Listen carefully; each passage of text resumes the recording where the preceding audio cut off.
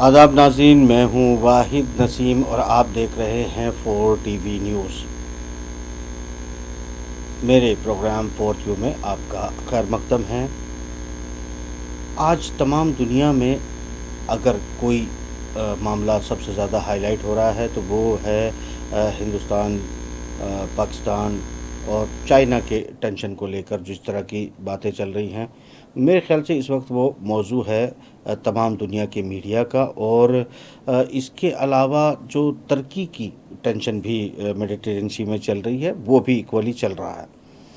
ऐसा लगता है कि ये सब तमाम मामलात कहीं ना कहीं आपस में इंटरलिंक हैं, मगर हम आज ख़ास तौर से बात करेंगे उस मौजू पर कि पाकिस्तान के जनरल बाजवा ने जिस तरह का बयान दिया है, वो उसको क्या भारत के लिए एक धमकी समझा जाए, और आज ऐसी क्या पोजीशन आ गई है कि लगातार एक थ्रेट के मूड में पाकिस्तान नज़र आ रहा है। कभी वो कहते हैं कि हमने सरहद के पार ये डिप्लॉय कर दिया है, कभी वो डिप्लॉय कर दिया है, कभी 5 रफ़ेल के बजाय 500 रफ़ेल ले आओ, इस तरह की बातें की जा रही है। आखिर क्यों उकसाना चाहता है हिंदुस्तान को पाकिस्तान, ये एक मसला है। और दूसरा मसला चाइना के साथ चल रहा है कि हमारे जो रक्षा मंत्री हैं वो गए थे रशिया, रशिया से गए ईरान, और जो उसके बाद तनाज़ा है या हमारी तरफ से भी सीडीएस की तरफ से जो बयान दिया जा रहा है उसमें अपने मौक़िफ़ को क्लियर किया जा रहा है कि भाई हम अब अपने स्टैंड पर मजबूत हैं, मौक़िफ़ पर मजबूत हैं, और अमेरिका के साथ अपने संबंधों को जो तेज़ी से आगे बढ़ रहे हैं उनको बढ़ाएंगे, रूस के साथ भी अपने जो पुराने रिश्ते हैं उनको कायम दायम रखेंगे। तो ये सब बातें लगातार हमको करने की ज़रूरत पड़ रही है। आखिर ऐसी क्या मजबूरी आ गई है, ये तमाम बातें जानने के लिए हम जुड़ेंगे मिस्टर प्रमोद पाहवा दिल्ली से, और इस वक्त भोपाल में मौजूद एक फ्रीलांस जर्नलिस्ट जो सुमित्रो जी हैं, वो कारगिल में, लद्दाख, लेह में रेड क्रॉस के लिए काम कर चुके हैं और फ्री जर्नलिज़म वहाँ से रिपोर्टिंग अच्छी कर चुके हैं, ज़मीनी हकीकत को जानते हैं। उनसे भी जान लेते हैं कि उनको क्या लगता है ये सूरत हाल। तो पाहवा साहब और सुमित्रो जी, खैर मकदम है आपका प्रोग्राम 4 व्यू में। जी जी पाहवा साहब, शायद आपकी बहुत आवाज़ बहुत टेक्निकली शुक्रिया नहीं आ पाई है। जी। थैंक यू सर, बहुत बहुत शुक्रिया। ठीक है, शायद सुमित्रो जी इस वक्त जुड़ नहीं पाए हैं, कोई टेक्निकल इशू है। कोशिश करें कि उनको दोबारा जोड़ा जाए, और तब तक हम पावा जी साहब से बात करते हैं। पावा साहब, आप बताएंगे कि क्या लग रहा है कि हमारे सीडीएस की तरफ से भी जो है बयान दिया जा रहा है कि भाई हम तैयार हैं तमाम सिचुएशन को लेकर, तमाम सूरत हाल को लेकर, और आग, जो कुछ आपको आज की ताज़ा हालात हैं उसमें नज़र आ रहा होगा, क्या कैसे देख रहे हैं आप? देखिए सर, आज के हालात के अलावा आप जब पाकिस्तान की और भारत की बात करते हैं तो भारत और पाकिस्तान के रिश्ते ऐसे ही हैं जैसे सास बहू के होते हैं। जी। वो एक दूसरे को उलाहना भी देती रहेंगी और साथ साथ रहेंगी भी। अटल बिहारी वाजपेयी ने भी कहा था कि हम सबको बदल सकते हैं लेकिन अपने पड़ोसी नहीं बदल सकते, और ये तो हमारा ऐसा हमसाया मुल्क है जो हमारे ही में से निकला हुआ है। पावा साहब, ये जुमलेबाजी तो है, इनको जहां छोड़िए, तक सच्चाई पे आ जाइए। जी, जहां पावा तक साहब। कल बाजवा साहब की बात है, हाँ। तो एक। वहां उनके यहाँ उनका विक्ट्री दिवस वो मना रहे थे अपना, हाँ। और उसके लिए उनको अपनी जनता को कोई ना कोई मैसेज देना था, क्योंकि वहां की राजनीतिक हालात थोड़ी सी हलचल मची हुई है। वहां ऑल पार्टी मीटिंग होने वाली है। मौलाना फजलुर रहमान, जरदारी और नून लीग, मुस्लिम लीग नवाज, ये तीनों इकट्ठे एक मंच पर आ गए हैं इमरान खान के विरुद्ध।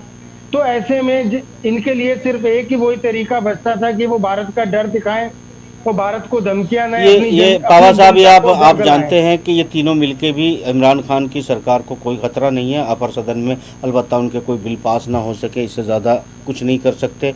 तो मुझे नहीं लगता कि ये सिर्फ जो है अपनी आवाम को कन्विंस करने की बात की जा रही है। मैं मानता हूँ कि लगातार भारत को एक तरह की धमकी दी जा रही है, मेरा अपना ये मानना है। आप इसको अगर सिर्फ बयानबाजी सर मान सर रहे मैं हैं। माजरत चाहूंगा। जी।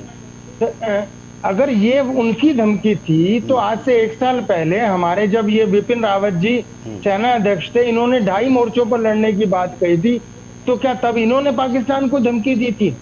तो नहीं, ये आज हम उस मोर्चे पे खड़े हैं देखिए, हम पाकिस्तान से, चाइना से इक्वली ये बात कह दी गई है, वाज़ेह कर दी गई है, अभी भी उसी स्टैंड पर मौजूद हैं। ये सिर्फ जनता को बताने के लिए नहीं कहा गया था, आज उसको हकीकत में आप ज़मीन पर देख रहे हैं। हमारा डिप्लॉयमेंट आप देख रहे हैं लद्दाख में, लेह में, सरहदों के आस पास सारा चीज़ें आपको नज़र आ रही है। अगर आप भी ये मानते हैं कि ये सिर्फ जो है सिर्फ कोरी बात थी, तो ये अब मैं इससे इत्तेफाक नहीं करता हूँ। देखिए सर, सरकार तो सब कुछ छुपा बताती नहीं है। अभी आज 4 दिन बाद रिजिजू साहब ने एक्सेप्ट किया है कि हमारे 5 आदमी चीन की सेना किडनैप करके ले गई थी। नहीं, आपकी देखिए, ये एक जब टेंशन होती है या हलचल होती है, इस तरह की एक्टिविटी अमूमन हो सकती है, तो उसको आप हिंदुस्तान पाकिस्तान की जीत हार से न देखें, या चाइना और भारत के बीच में जो है वो हार जीत अभी फैसला नहीं हो जाता है। अलबत्ता ये बात अगर मैं कहूँ इस तरीके से कि चीन ने जिस तरीके का बयान दिया है वो बड़ा ही इश्तियाल अंगेज़ बयान है। वो कहता है कि भारत किसी भी कीमत पे युद्ध जीत नहीं सकता। दरअसल क्या ये साइकोलॉजिकल थ्रेट कर रहा है भारत को? सर 2015 में चीन ने एक श्वेत पत्र जारी किया था, व्हाइट पेपर। उसको कहते हैं डॉक्ट्रिन ऑफ चाइना 2015। उसमें उसमें उसमें उसने स्पष्ट कर दिया था ये सब जो आज के हालात हैं, ये कोई नए हालात नहीं है। हो सकता है कि आज से 5 साल पहले उसको कोई ऐसा डाउट हो गया था कि भारत की तरफ से कोई खतरा है या भारत मजबूत होता जा रहा है, हम इसको ऐसा कहें तो ज्यादा अच्छा लगेगा। और अगर उसने तब उस समय ऐसे कोई साजिश बनाई थी, ऐसे कोई प्लानिंग की थी, तो हमारी सरकार ने उसको नजरअंदाज नहीं किया होगा, और अगर किया है तो गलती की है। ठीक है सुमित्रा जी, मैं आपके पास आता हूँ। आपको क्या लगता है कि जो हमारा इस वक्त लेह लद्दाख का जो इलाका है, सियाचिन का जो इलाका है, ये तमाम भारत के लिए कितना महत्वपूर्ण है? कैसे देखते हैं उसकी ज़मीनी हकीकत आप जानते हैं? क्या आवाम को लेकर या वहाँ के जो स्ट्रैटेजिक जियोपॉलिटिक्स को लेकर लोकेशन है, उसके बारे में आप कैसे सोचते हैं? कितना महत्वपूर्ण है हमारे लिए? देखिए, सबसे बड़ी बात ये है कि अब पूरा जम्मू कश्मीर और लद्दाख का जो क्षेत्र है वो 3 हिस्सों में बटा हुआ है। आपकी आवाज़ कम आ रही है, थोड़ा अपना सिर्फ वॉल्यूम लद्दाख बढ़ाएं की प्लीज़। बात करें, आपकी आवाज़ कम है, आप अपना वॉल्यूम बढ़ाएं या ये लीड निकाल लें, डायरेक्ट भी आपका वॉल्यूम बढ़ाएं या ऑडियो जी जी जी, अब ठीक है आवाज़? अभी भी आप ये माइक निकाल दें तो आपका माइक सीधे अच्छी ऑडियो पकड़ लेगा, कोई दिक्कत नहीं है।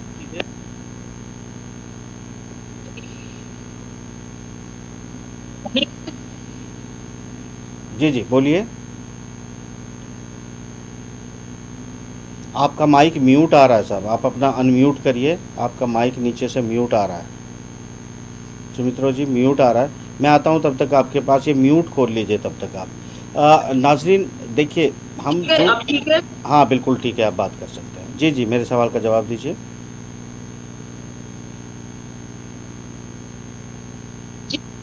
मैं जो बात कह रहा हूँ, तो लद्दाख का क्षेत्र है, वो 3 हिस्सों में बटा हुआ है। लद्दाख की भी अगर बात करें तो पूरा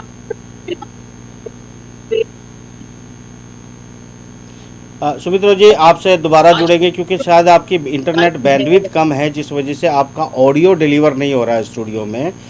कट कट के आवाज़ आ रही है, तो नाज़रीन को शायद तकलीफ़ होगी। नेक्स्ट टाइम ज़रूर, थैंक यू फॉर आप जुड़ने के लिए बहुत बहुत शुक्रिया, मगर दोबारा कोशिश करूँगा कि आपको जोड़ा जाए, चूँकि आपका जो ऑडियो है वो ब्रेक हो रहा है, इंटरनेट बैंडविड्थ शायद आपकी बहुत कम है। और तो हमेशा ख्याल रखिए कि किसी ऐसी जगह पर हूँ जहाँ इंटरनेट आपको प्रॉपर मिल रहा हो। तो पावा साहब, मैं आता हूँ आपके पास, मगर इससे पहले कि मैं पावा साहब के पास जाऊँ, मैं ना कुछ अपना तज़िया बताना चाहता हूँ कि मैं किस तरह से इस तमाम हालात को देख रहा हूँ। देखिए, मेरे ख्याल से पावा साहब का तब तक फ्रेम ठीक किया जा सकता है।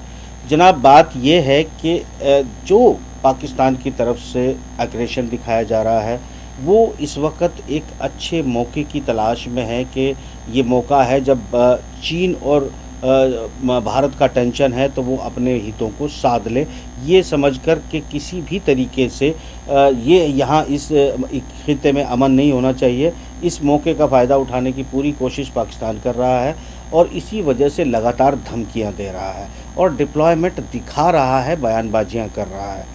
ये चीन की तरफ से जो बयान आया है, मैं इसको इस तरह से देखता हूँ कि चीन शायद उसने कई बार अपने आर्टिकल्स में, ग्लोबल टाइम्स में बात वाज़ेह की है कि चीन की बेहतर स्ट्रेटजी ये होती है कि वो बिना जंग के ही लड़ाई जीत ले, यानी उनको जंग लड़नी भी ना पड़े और वो मानसिक प्रेशर इतना बनाए, दबाव इतना बनाए, अपने हथियारों का सरहदों पर डेमोस्ट्रेशन करे, थ्रेट करे और वो बिना लड़े ही जंग को जीत ले। ये सूरत हाल जो है कि वो दूसरे को साइकोलॉजिकली इतना तोड़ दे, डराए कि लड़ने की हिम्मत ही ना जुटा पाए। ये स्ट्रेटजी पर चीन काम कर रहा है और पाकिस्तान चाहता है कि जो चीन बिना लड़े जीतना चाहता है वो बिना लड़े न जीते न हारे, बल्कि इसमें आग में तेल का काम मेरे ख्याल से पाकिस्तान करने की कोशिश कर रहा है। अलबत्ता भारत ने मजबूती के साथ अपने स्टैंड को खड़े होकर ये बात वाज़ेह कर दी है कि हम इस लायक हैं और इतनी हिम्मत रखते हैं कि चीन को जवाब दे सकें और अपनी 1 इंच ज़मीन भी चीन पर न छोड़ें। तो मैं सरकार पर, मोदी जी की बहादुरी पर, मोदी जी के अटल इरादों पर पूरा भरोसा रखता हूँ। अपने सीडीएस को भी सम्मान के साथ जो है सल्यूट पेश करता हूं कि वो अपने कहे हुए को पूरा करें और पावा साहब के पास चलता हूं कि पावा साहब इन मेरी तमाम बातों से आपका कितना इत्तेफाक है, बता दें।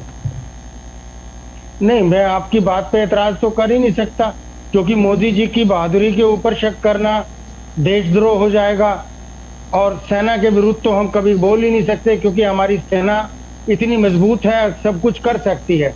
लेकिन हम उसके अलावा थोड़े से पॉइंट पर आते हैं तो हम ये देखते हैं कि चीन, पाकिस्तान और उसके साथ हम नेपाल, बांग्लादेश, श्रीलंका क्यों भूल जाते हैं।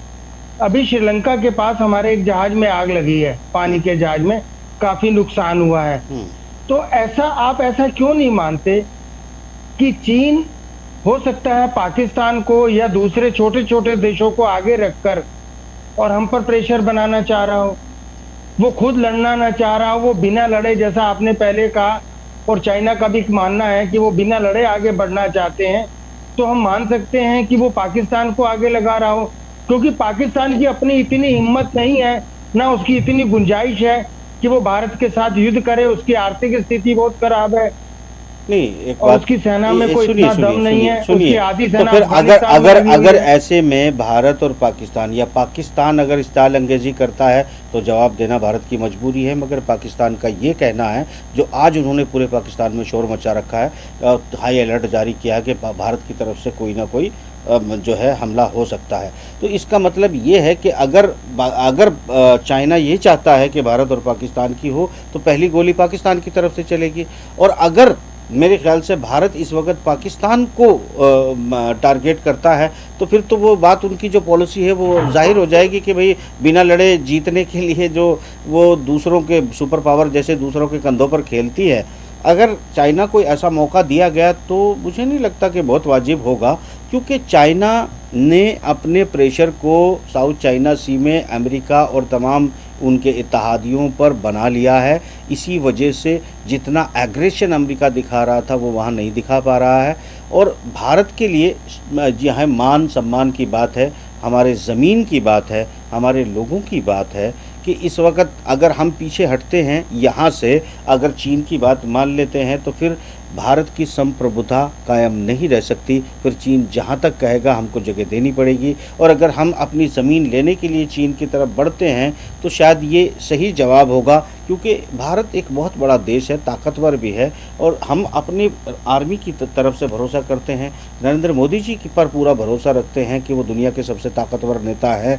तो हमको भी चाहिए कि हमारी ज़मीन हमको वापस मिले, और यकीनी तौर पर एक जो मुजाहरा है सम्मान का, वो तो हमको वापस हमारा हक मिलना ही चाहिए। और अगर ऐसा नहीं होता है, और अपनी जो स्ट्रेटजी जो अंतर्राष्ट्रीय मीडिया बात कर रहा है, अलबत्ता ये सही है कि हमारी आर्थिक स्थिति जो है वो काफ़ी डाउन गई है, मगर ये डाउन जब हम एग्रेशन की तरफ जा रहे थे वो तब भी डाउन जा रही थी, उससे पहले भी बैंक बंद हो रहे थे, ये तमाम चीज़ें भी हैं। देखिए अभी तो हम इसी तरह से बात कर रहे हैं कि भाई आप कम से कम हम भारतीयों का मान सम्मान बचाएं और चीज़ें बढ़ें, और पाकिस्तान जैसे झूठे और अग्रेशन करने मौका फ़ायदा उठाने वाले देशों को भी जवाब दें, और चीन को जवाब दे, चूँकि उसकी आर्थिक खेल तो हम खेल चुके हैं। और हमारी तरफ से ये वाजे भी किया गया है आज की तारीख में कि हम अमेरिका के साथ अपने संबंधों को तेज़ी से बढ़ा रहे हैं। तो अमेरिका हमारा साथ देगा, इजराइल हमारा साथ देगा, हम अकेले तो है नहीं। हमने जो है इस वक्त चाइना अकेला है, पाकिस्तान अकेला है, उनके साथ तो कोई भी नहीं है। तो इससे अच्छा मौका क्या होगा पावा साहब? हाँ, ये आप बिल्कुल ठीक कह रहे हैं कि अमेरिका हमारे साथ है। बेशक परसों ट्रंप ने ये बयान दिया हो कि हम मध्यस्थता कराएंगे, हम भारत की तरफ से आने का या भारत की तरफ से लड़ने का उसने कोई ऐसा बयान या कोई ऐसा संकेत नहीं दिया है। और जहाँ ये बात तो देखिए, चाइना की बात करते हैं बाबा साहब, ये बात उन्होंने जब जी। कही है ट्रंप ने, जब हमारे रक्षा मंत्री रूस में थे, और उसका जवाब देने के लिए हमारे रक्षा मंत्री मेरे ख्याल से वो जो है ईरान पहुंच गए थे। जो परंपरागत दुश्मन है जो अमेरिका का, उसको हमने जेस्चर से क्लियर किया कि अगर तुम हमारा साथ बीच में छोड़ के भागोगे तो हम ईरान के साथ संबंध बना लेंगे। वो अलग बात है कि ईरान पर भी मुझे नहीं लगता कि बहुत अच्छा भरोसा करना चाहिए, चूँकि वो रूहानी ने बयान दिया है कि भाई जो हमारे ख़ास दोस्त थे, अगर बुरे वक्त में वो भी साथ नहीं रहे तो वो उल्हाना जो भारत को दिया है तो उस पर ज़्यादा भरोसा तो नहीं कर सकते हैं। अलबत्ता इतना तो कर ही सकते हैं ट्रंप को सबक सिखाने के लिए कि हम ईरान से संबंधों को बहाल कर लें। मगर फिर हमारे CDS की तरफ से मैं बड़ा कन्फ्यूज़ हो गया हूँ, प्रोग्राम करने में भी कन्फ्यूज़ हूँ, ये बात बताने में भी कंफ्यूज हूँ। एक तरफ कुछ बयान आता है, दूसरी तरफ कुछ बयान आता है, अजीब कन्फ्यूज़न में फंस गए हैं हम लोग। मतलब प्रोग्राम करते वक्त देश तो क्लियर है, मोदी जी का विज़न क्लियर है, उस पर हमें पूरा भरोसा है, टारगेट ज़रूर होगा। तो मतलब जो है, आप हंसा मुस्कुराइए मत करिए, आप मेरा मजाक उड़ा रहे हैं बाबा साहब।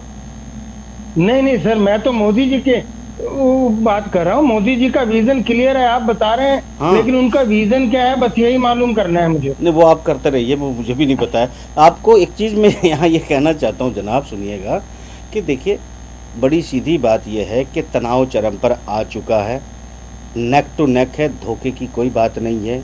ना तो वो कंगना रनावत को हाई सिक्योरिटी देने से ठीक हो जाएगा, ना ही वो रिया सेन की गिरफ्तारी और उसके कोरोना ठीक करने से ठीक हो जाएगा। ये मसला नेशन के बीच है, स्टेट्स के बीच है, स्टेट पॉलिसी के बीच है, ब्लॉक्स के बीच है। एक ब्लॉक्स बन चुके हैं।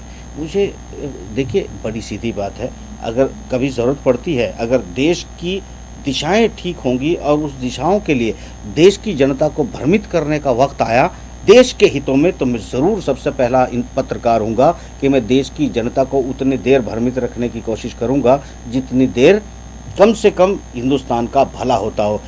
और अगर हिंदुस्तान का बुरा भी हो रहा हो और मैं तब भी जनता को भ्रमित करने की बात करूं, तो पावा साहब ये तो मुझसे नहीं होगा, भले इसके लिए मेरे साथ कुछ ही हो जाए। नहीं सर, ऐसा है, नेपोलियन के बारे में कहा जाता है, वो अपने कमांडर से कहता था कि मुझे वो पॉइंट बताओ जहां से मैं हार सकता हूं, मुझे वो पॉइंट मत बताओ जहां से मेरी सेना जीत सकती है। तो अगर किसी को खड्डे में धकेलना हो तो उसको ऊपर चढ़ाना पड़ता है, और जो आपको ऊपर चढ़ा रहा होता है तो समझो कि वो आपको खाई में धकेलेगा। इसलिए मैं इस तरीके की कोई बात नहीं करूंगा कि हमारी सेना कहाँ मजबूत है और कहाँ नहीं है, क्योंकि कोई भी युद्ध, कोई भी लड़ाइयाँ रेडियो फ्रिक्वेंसी पर नहीं लड़ी जाती। वो अगर आप ये इल्ज़ाम मुझ पे लगा रहे हैं जनाब, आप ये इल्ज़ाम मुझे लगा रहे हैं कि मैं मोदी जी को चढ़ा रहा हूँ, मैं उकसा रहा हूँ, तो आप करना, इस देश के हर किसी भी इंसान के व्हाट्सएप आप फ़ोन लीजिएगा और उसमें से IT cell, Bharatiya Janata party, RSS, इन तमाम संगठनों के द्वारा क्रिएट किए गए तमाम वीडियो आपको मिल जाएंगे, जिसमें वीर गाथाओं के बड़े बड़े जो है वीडियो आपको तमाम मिलेंगे। मैंने वो वीडियो देखी है, उस वीडियो के गेटअप देखे हैं, उसमें वहाँ मैंने बहादुरी के चर्चे देखे हैं। अगर ये बहादुरी के चर्चों पर मैं यकीन नहीं करूँगा तो आप कैसे कह सकते हैं कि मैं चढ़ा रहा हूँ? मैं तो पूरी तरह से ये कह रहा हूँ कि बहादुर है, ताकतवर है। चलिए आगे बढ़िए, हम तुम्हारे साथ खड़े हैं। और दूसरी बात, मैं कैसे भूल जाऊं कि 3 दिन के अंदर हम वो सेना इकट्ठी कर सकते हैं, 3 घंटों के अंदर, 3 दिन के अंदर, जो चीन को और पाकिस्तान को दोनों को सबक सिखा सकती है, और आधे हिंदुस्तान को भी, क्योंकि 2.5 मोर्चे को मैं भूलूंगा नहीं और भूलने भी नहीं दूंगा। अल्हम्दुलिल्लाह वाहिद साहब, माशाल्लाह आप ईमान वाले हैं। अगर हमारी तरह पंडित होते तो मोदी जी को देवता बना के किसी मंदिर में सजा कर उनकी आरती कर रहे होते। चले अब आगे हम मौजू पे आते हैं। जी। तो जब हम चीन की बात करते हैं तो हमें नहीं भूलना चाहिए कि चीन के साथ रूस भी है, हाँ। और चीन की अपनी कोई ना कोई स्ट्रेटेजी है, अपनी कोई पावर है, चाहे वो उसकी माइशी पावर हो, चाहे उसका बिजनेस सिस्टम हो, या उसकी नए हथियार और नए तजुर्बे हों। हम कितने भी पैसे वाले, कितने भी मजबूत हों, फिर भी हम हथियार खरीद के इस्तेमाल करते हैं। मैं चीन की बड़ाई नहीं कर रहा हूं, लेकिन मैं अपनी कमियां जरूर बता रहा हूं। कोई भी देश, कोई भी मुल्क एक कौम होती है, एक फैमिली की तरह होती है, और अगर आप अपनी फैमिली से सब कुछ नहीं बताएंगे, अपनी हकीकत छुपा के रखेंगे, और फिर आप उम्मीद करेंगे कि आपके बेटे बुरे वक्त में आपके साथ खड़े हों, तो वो खड़ा होना भी चाहेंगे तो उनको कोई दिशा नहीं नजर आएगी।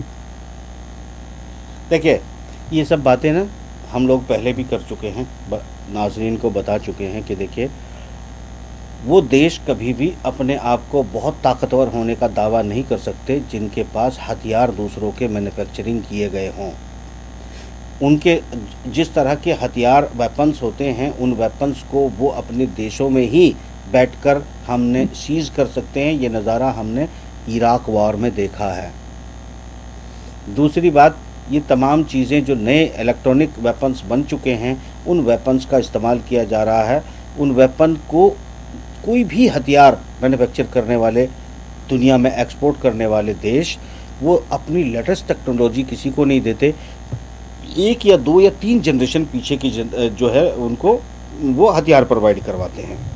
ऐसी सूरत हाल में अगर कोई बायर, जैसे कि सऊदी अरब को आप मान लीजिए, दुनिया का सबसे बड़ा हथियारों का बायर है, वो हथियारों को ख़रीद कर शोरूम में लगा सकता है, इस्तेमाल वो नहीं कर सकता उसको, क्योंकि इस्तेमाल करने के लिए अलग से एक ट्रेंड टीम चाहिए होती है जो उनके पास नहीं होती, वो दुनिया से ख़रीदते हैं। इसी तरह बहुत सारे देशों की, जैसे पाकिस्तान है, पाकिस्तान का भी सारा मामला चीन पर मुनसर करता है। पाकिस्तान कभी भी दावा नहीं कर सकता कि पाकिस्तान वो चीन को हरा देगा या चीन जैसे किसी ब्लॉक को हरा देगा। ऐसा पाकिस्तान सपने में भी सोचेगा तो बेवकूफ़ी से ज़्यादा कुछ भी नहीं होगा, क्योंकि वो जिसके हथियार ख़रीद रहा है उसी को कैसे हरा देगा। यही बात जो है लागू होती है। अब आते हैं हम ब्लॉक्स के ऊपर। यही बात हमने कही पावा साहब के ब्लॉक्स में रशिया है, चाइना है, पाकिस्तान है, तुर्की है, ईरान है, ये तमाम एक ब्लॉक है। और इसमें से इस वक्त इसमें से एक भी मुझे पीछे हटते हुए नज़र नहीं आ रहा है। ये कड़वी सच्चाई है। दूसरा ब्लॉक में आपको पता है कि नाटो है, यूएस है, भारत ऐड किया गया है, जापान है, ये और इसके साथ ओशियान के बहुत सारे कंट्री हैं जो अमेरिकी ब्लॉक में है। मगर इसमें सबसे बड़ी दुखद बात यह है कि जिस पूरी जो पॉलिसी थी हमारी कि साउथ चाइना सी को लेकर, ओपन राहदारी को लेकर हमने जो बात की थी और जिस स्ट्रेटजी को हम आगे बढ़ रहे थे, इसमें एक कोलीग्स हमारे साथ थे। अगर इसी में से नेता यानी ट्रंप, इस पूरे संगठन का नेता, इस ब्लॉक का लीडर, अगर ये कहता है कि चलिए चाइना के साथ हम तुम्हारा समझौता करवा देते हैं, तो ये कौन सी बात हुई, मुझे समझ में नहीं आता। तो हम लोग जो है चाइना के साथ समझौता करने के लिए इस ब्लॉक में शामिल हुए थे, या चाइना को सबक सिखाकर घुटनों पर लाने के लिए इस ब्लॉक में शामिल हुए थे। और अगर इसके बावजूद हम जो है इस ब्लॉक में रहना चाहते हैं, तो मैं जानता हूं कि ये सिर्फ वार का मामला नहीं होता है। देखिए, माफ़ करना पावा साहब, आपको ये भी मानना होगा कि लड़ाई एक पहलू है, आर्थिक लड़ाई दूसरा पहलू है। आर्थिक लड़ाई में बिल गेट और बिन सलमान जैसे लोगों का भारी पैसा जो है वो भारत में इन्वेस्ट हो रहा है लगातार। और इसमें कमाल की बात आप देखेंगे कि इस लॉकडाउन पीरियड में तमाम देश की इकोनॉमी, अर्थव्यवस्था, गरीब, मजदूर, नौकरियां सब नीचे चली गई, सब डूब गया। मगर बिल गेट के पार्टनर मिस्टर अंबानी और बिल गेट दोनों की कंपनी जिसमें उनका स्टेक है, ज़बरदस्त मुनाफा कमाया। इतना मुनाफा वो बिना लॉकडाउन के नहीं कमाती थी जितना कि उन्होंने लॉकडाउन के अंदर कमाया। ये चमत्कार है। कैसे चमत्कार का ये कोलिशन? तो इसलिए अमेरिका की साझेदारी और इजराइल की साझेदारी या इस आर्थिक विषय में कम से कम जो है हमारे लिए काफ़ी महत्वपूर्ण है कि दो लोगों की कंपनियां ज़बरदस्त मुनाफा कमाती है, पूरा देश डूब जाता है। इससे बड़ा चमत्कार और क्या होगा? कम से कम दो लोग तो बचे, अर्थव्यवस्था उनके नाम पर, उनके अकाउंटों में जो पैसा है कभी कभी वो गरीबों के घरों में भी जरूर पहुंचेगा।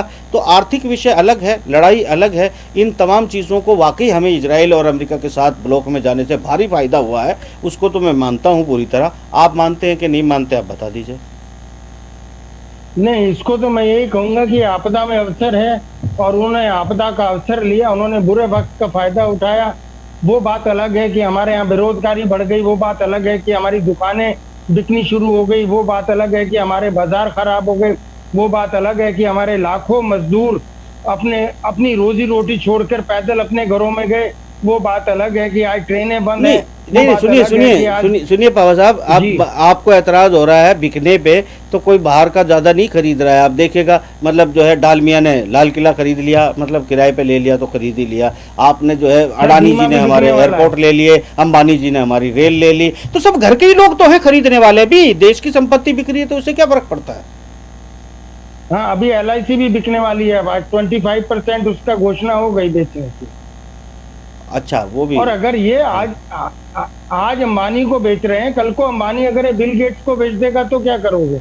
तो कोई बात नहीं, अमेरिका के साथ हमें अपने रिश्ते अच्छे करने हैं, और अमेरिका का एक बेहतरीन जो है सिंडिकेट का मालिक है बिल गेट, इसमें तो कोई इनकार नहीं है ना। बिल गेट के जिन देशों के साथ अच्छे संबंध हैं, वहाँ तो कोरोना भी अभी तक जो है बिल्कुल ठीक नहीं हो रहा है और बढ़ता जा रहा है लगातार में। ये कमाल भी है बिल गेट साहब का। आप बिल गेट को हल्के में मत लीजिएगा, उनके हाथ में बहुत कुछ है साहब। नहीं, जब उनकी दवाई आएगी वो तभी तो ठीक होगा सर। अच्छा, वो तब ठीक होगा। खैर फिलहाल जो है मेरे ख्याल से बाबा साहब, हम इस बात को वाइंड अप की तरफ लेके चलते हैं, रोल बैक करते हैं, और रोल बैक यहीं से वापस आते हैं हम फिर सरहदों की तरफ। तो नाज़रीन आपको बता दें कि सरहदें तनाज़े की तरफ बढ़ रही हैं। चाइना एग्रेशन पे है, धमकी दे रहा है, डरा रहा है भारत को कि बिना लड़े वो जीत ले। पाकिस्तान वो उकसावे की कार्रवाई कर रहा है कि चाइना जो है बिना लड़े बिल्कुल कोई जीत और हार का फैसला ना हो। भारत अपनी एक इंच ज़मीन छोड़ने के लिए तैयार नहीं है। देश की जनता को भारी उम्मीद है नरेंद्र मोदी पर, और नरेंद्र मोदी की क़यादत पर, और उनकी स्पष्ट सोच पर, और लाल आँखों पर। तो हमें उम्मीद है पूरी तरह से कि हमारी ज़मीन जो भी गई होगी हमें वापस मिलेगी, नहीं गई होगी तो बता देंगे कि नहीं गई है। तो कुल मिलाकर ये ज़रूर है कि अमन और शांति की सिचुएशन नहीं है। अलबत्ता ये सारी हालात को देखते हुए इंटरनल भी और बहुत नए शगुफ़े आपको देखने को मिल सकते हैं। और माफ़ करना, आपको एक सलाह देता हूँ कि कम से कम अपना खून मत जलाइए। ऐसी खबरों को, ऐसी चीज़ों को देखना ही बंद कर दीजिए जिन्हें दिखाने के बहाने देश को गुमराह किया जाता है, धोखा दिया जाता है। अगर तुम हिंदुस्तानी हो, भारतीय हो, और उसके बावजूद अगर ऐसी खबरें देखना चाहते हो जिनमें झूठ तुम्हारे सामने परोसा जा रहा है, सच्चाई छुपाने के लिए उन एक काले कपड़े की तरह खबरों का इस्तेमाल किया जा रहा है, और तुम अगर उन्हें देखते हो तो तुम भी इस देश के साथ वफा नहीं कर रहे हो, याद रखना। तो इस प्रोग्राम में खैर पावा साहब दीजिए इजाज़त, वक्त शायद पूरा हो गया है, और इंशाल्लाह अगले प्रोग्राम में फिर आपसे मुलाकात होगी। खुदा हाफिज़।